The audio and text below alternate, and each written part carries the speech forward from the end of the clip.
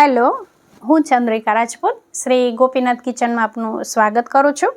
આજે આપણે બનાવીશું south Indian dish idli sambar. તો ચાલો બનાવવાનું શરૂ કરીએ. તો સૌથી પહેલાં આપણે ઇડલી માટે પલાળવું પડશે. તો અહીંયા મારી પાસે આવું તૈયાર પેકેટ છે ઇડલીના લોટનું. એમાંથી હું જોઈતા પ્રમાણમાં લોટ લઈ અને પલાળી દઈશ.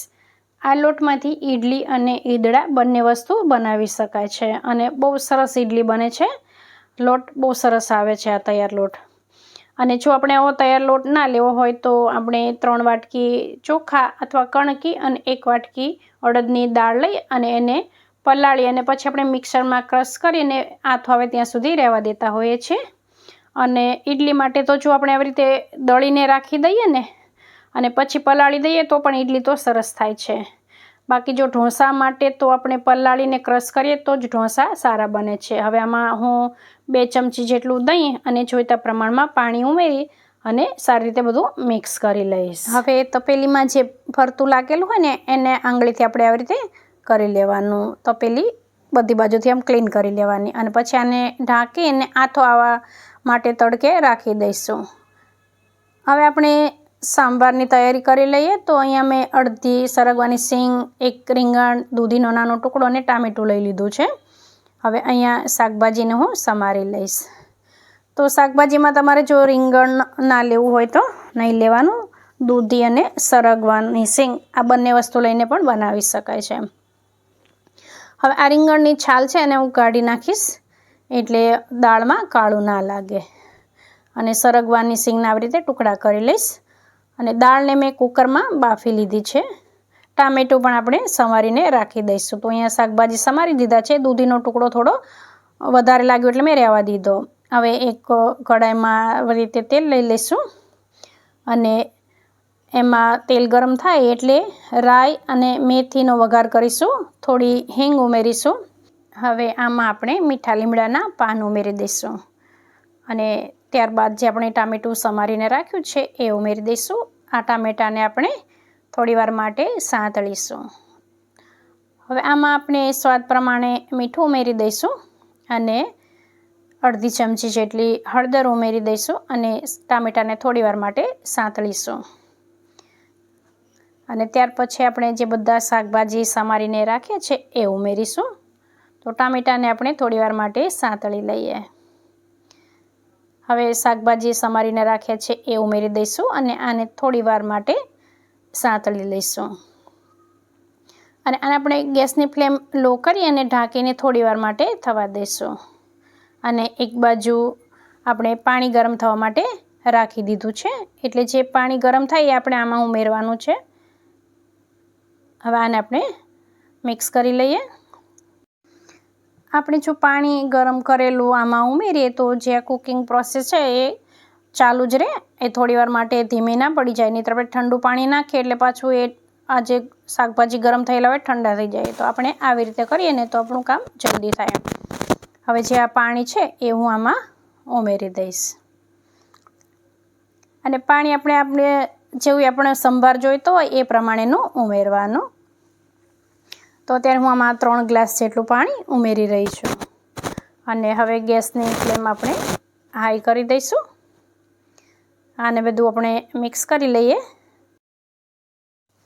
હવે આપણને જેવું તીખો સંભાર પસંદ હોય ને એ પ્રમાણે આપણે લાલ મરચું પાવડર ઉમેરી દઈશું. અને ત્યાર પછી અહીંયા હું 3 ચમચી જેટલો સંભાર મસાલો ઉમેરી રહી છું. આ સંભાર મસાલો મેં ઘરે બનાવ્યો છે. આનો વિડીયો મેં તમારી સાથે શેર કર્યો છે. આ સંભાર એટલો સરસ બને છે ને કે જો આપણે આવી રીતે ઘરનો બનાવેલો સંભાર વાપરી અને સંભાર બનાવીએ ને તો બહારથી આપણે જે તૈયાર પેકેટ આવે ને એ લાવવાનું જ ભૂલી જઈશું. એટલો સરસ બને છે. અને આની લિંક હું તમને ડિસ્ક્રિપ્શન બોક્સમાં આપી દઈશ. હવે જે આપણે દાળ બાફીને રાખી છે ને એ હવે આમાં ઉમેરવાની છે. અને દાળને આપણે ક્રશ નથી કરવાની, આવી જ રાખવાની છે. અને જેમ ઉકળશે એમ એ થોડી એમ અધકચરી જેવી રહે ને એવો સંભાર બહુ સરસ લાગે. એટલે દાળને આપણે એકદમ બ્લેન્ડર ફેરવી અને એને નથી ઘેરી નાખવાની, આવી જ રહેવા દેવાની છે. તો હવે આ સંભારને આપણે થોડીવાર માટે ઢાંકીને ઉકળવા દઈશું. ઉભરાઈ ના જાય એનું ધ્યાન રાખવાનું. ગેસની ફ્લેમ મેં એકદમ લો કરી દીધી છે અને એક બાજુ હું ઇડલી બનાવવાનું શરૂ કરી દઈશ. તો એ જો સંભાર સરસ રીતે ધીરે ધીરે ઉકળી રહ્યો છે.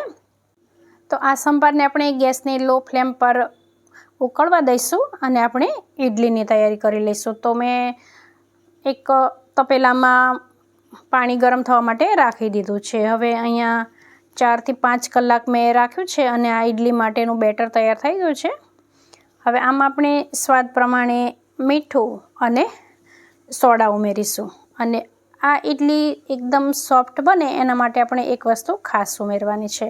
અહીંયા જો આટલો મેં સોડા ઉમેર્યો છે અને સ્વાદ પ્રમાણે મીઠું ઉમેરી દીધું છે. આમાં આપણે સિંગ તેલ ઉમેરી દેવાનું 1 પાવડી જેટલું, એટલે આ ઇડલી એકદમ સોફ્ટ બનશે. એકદમ આમ કોરી કોરી નહીં લાગે, બહુ સરસ બનશે. તો આપણે ઢોકળા બનાવીએ કે ઇડલી બનાવીએ એમાં આપણે સિંગ તેલ ઉમેરી દઈએ ને એટલે એ બહુ સરસ બને.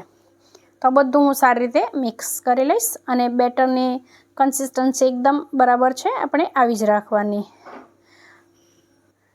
ઘણી વખત આપણે પલાળીએ ત્યારે જો પાણી ઓછું નાખ્યું હોય તો અત્યારે આમ બેટર આપણે એકદમ જેવું જોઈએ એ પ્રમાણેની એની કન્સિસ્ટન્સી પાણી અથવા છાશ ઉમેરીને કરી લેવાની. હવે અહીંયા મેં ઇડલીનું સ્ટેન્ડ છે એમાં તેલ લગાવી અને આવી રીતે ઇડલીનું બેટર લઈ લીધું અને ઉપર આ મરીને ખાંડીને એનો પાવડર કરી અને થોડા મરી પાવડર ભભરાવી દીધો.